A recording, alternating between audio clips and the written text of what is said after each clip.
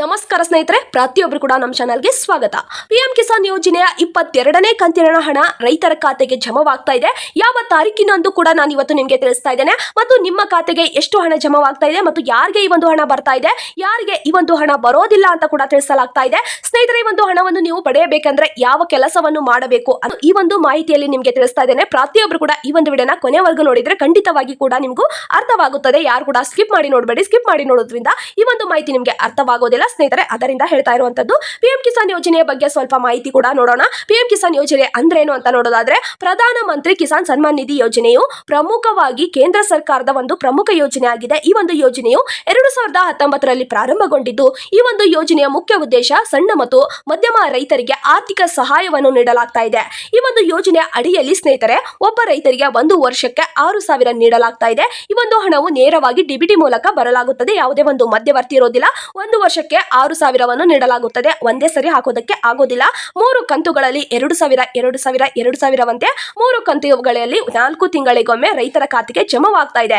ಇವಾಗ 22ನೇ ಕಂತಿನ ಹಣ ಕೂಡ ಬರ್ತಾ ಇದೆ. 22ನೇ ಕಂತಿನ ಹಣ ಯಾವಾಗ ಬಿಡುಗಡೆ ಮಾಡಲಾಗ್ತಾ ಇದೆ ಅಂತ ನೋಡೋದಾದ್ರೆ ಸ್ನೇಹಿತರೆ, ಈ ಒಂದು ವಿಡಿಯೋನ ಮುಂದುವರಿಸುವ ಮೊದಲು ನೀವೇನಾದ್ರೂ ಮೊದಲನೇ ಬಾರಿಗೆ ನಮ್ಮ ಚಾನಲ್ಗೆ ಭೇಟಿ ನೀಡಿದ್ರೆ ಹಾಗೂ ಯಾರು ಕೂಡ ಇನ್ನೂ ಸಬ್ಸ್ಕ್ರೈಬ್ ಆಗದಿದ್ದರೆ ಈ ಕೆಳಗಡೆ ಕಾಣುವ ಸಬ್ಸ್ಕ್ರೈಬ್ ಬಟನ್ ಮೇಲೆ ಕ್ಲಿಕ್ ಮಾಡಿಬಿಟ್ಟು ಪ್ರತಿಯೊಬ್ಬರು ಕೂಡ ಸಬ್ಸ್ಕ್ರೈಬ್ ಆಗಿ, ಹಾಗೆ ಯಾರೆಲ್ಲ ಈ ಒಂದು ವಿಡಿಯೋನ ನೋಡ್ತಾ ಇದ್ರು ಒಂದೇ ಒಂದು ತಪ್ಪದೆ ಲೈಕ್ ಕೊಟ್ಟು ನಿಮ್ಮ ಸ್ನೇಹಿತರಿಗೂ ಕೂಡ ಈ ಒಂದು ವಿಡಿಯೋನ ಶೇರ್ ಮಾಡಿ. ಸ್ನೇಹಿತರೆ, 22ನೇ ಕಂತಿನ ಹಣ ಯಾವಾಗ ಅಂತ ಕೂಡ ಬಹಳಷ್ಟು ರೈತರ ಒಂದು ಪ್ರಶ್ನೆ ಆಗಿದೆ.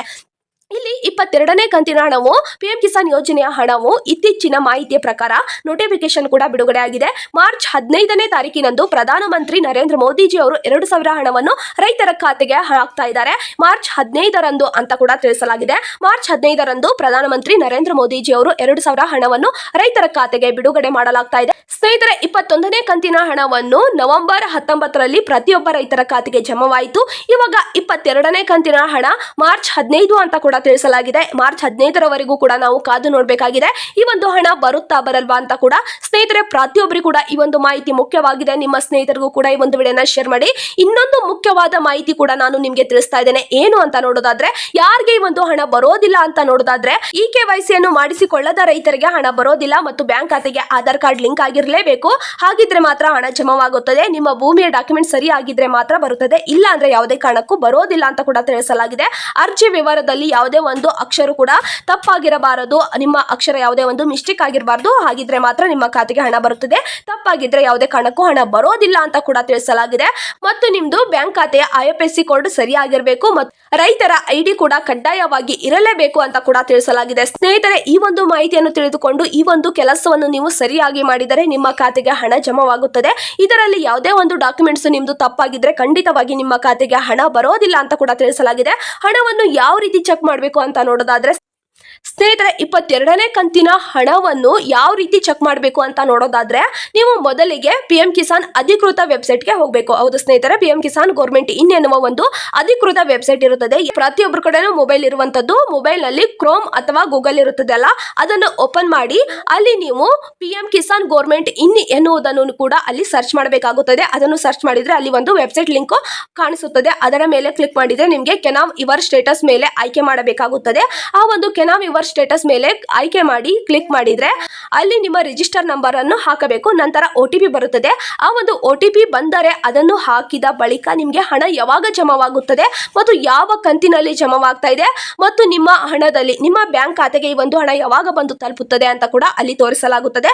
ಪ್ರತಿಯೊಬ್ಬರು ಕೂಡ ಈ ರೀತಿ ಚೆಕ್ ಮಾಡ್ಕೊಳ್ಳಿ. ಬೆನಿಫಿಷಿಯರಿ ಲಿಸ್ಟ್ ನಲ್ಲಿ ನಿಮ್ಮ ಹೆಸರು ಇದ್ರೆ ಖಂಡಿತವಾಗಿ ನಿಮ್ಮ ಖಾತೆಗೆ ಹಣ ಬರುತ್ತದೆ. ಇಲ್ಲ ಅಂದ್ರೆ ಏನ್ ಮಾಡ್ಬೇಕಂದ್ರೆ ತಹಶೀಲ್ದಾರ್ ಕಚೇರಿ ಅಥವಾ ರೈತ ಸಂಪರ್ಕ ಕೇಂದ್ರಕ್ಕೆ ಹೋಗಿ ಭೇಟಿ ನೀಡಿ ನಿಮ್ಮ ಪಿಎಂ ಕಿಸಾನ್ ಯೋಜನೆ ಹಣ ಬರ್ತಾ ಇಲ್ಲ ಅಂತ ಕೂಡ ಅಲ್ಲಿ ತಿಳಿಸಿ.